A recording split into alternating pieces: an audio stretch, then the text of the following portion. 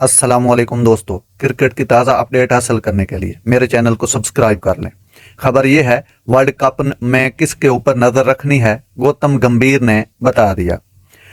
Cup में बेहतरीन खिलाड़ियों पर नज़र रखने से मुतल्लिक गुफ्तगू की है। भारतीय टीवी चैनल पर गौतम गंभीर से सवाल किया गया कि इस वर्ल्ड कप में रोहित शर्मा, विराट कोहली, डेविड वार्नर, जो रूट, बाबर आजम और दीगर खिलाड़ियों में से किस पर आपकी नज़र होगी।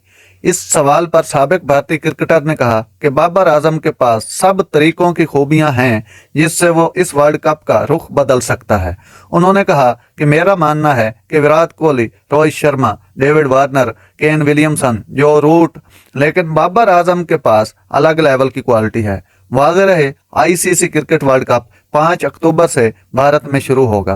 पाकिस्तान क्रिकेट टीम अपना पहला वार्म अप मैच 29 सितंबर को हैदराबाद दक्कन में न्यूजीलैंड के खिलाफ खेलेगी। नाज़रीन, ये थी आज की ज़बरदस्त खबर जो मैंने आप तक पहुंचाई। अगर मेरा वीडियो अच्छा लगा हो तो मेरे चैनल को सब्सक्राइब ज़रूर कीजिएगा। अल्लाह हाफिज़।